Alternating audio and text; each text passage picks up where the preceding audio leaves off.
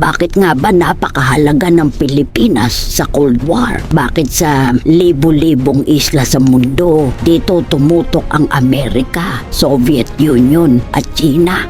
Sagot ay hindi lang politika, kundi lokasyon, kapangyarihan at kontrol. Simulan natin.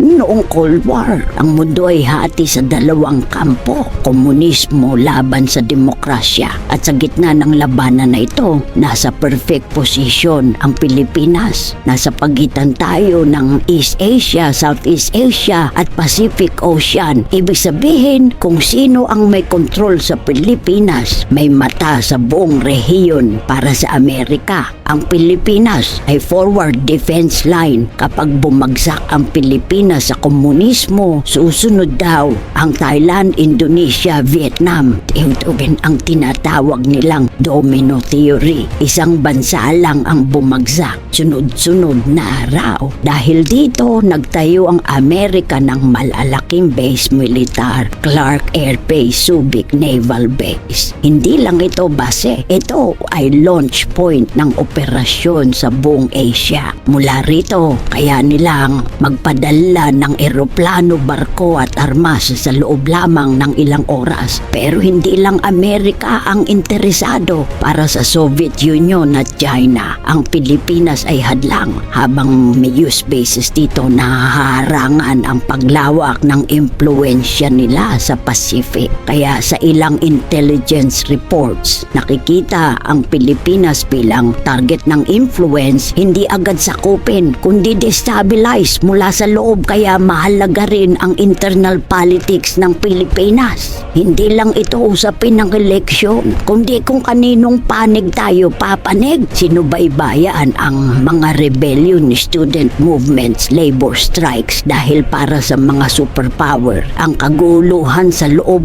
ay mas epektibo kaysa digmaan sa labas. Isa pang dahilan, mga daungan at dagat. Ang Pilipinas ay nasa tabi ng South China Sea lanes na dinadaanan ng kalakalan at military fleets. Kung may control ka rito, may control ka sa daloy ng ekonomiya at armas. Sa madaling salita, ang Pilipinas ay hindi maliit na bansa sa Cold War. Tayo ay strategic shield, military hub at political battleground. Hindi man tayo direktang nakipagdigma, nasa gitna tayo ng laban. Kaya kung tatanungin mo, bakit mahalaga ang Pilipinas sa Cold War? Dahil kung sino ang may Pilipinas, may malaking bahagi ng Asia. At hanggang ngayon, ramdam pa rin natin ang epekto ng mga desisyong ginawa noon. Kung gusto mo pa ng ganitong hidden history ng Pilipinas, alam mo na, subscribe at manatiling mapanuri.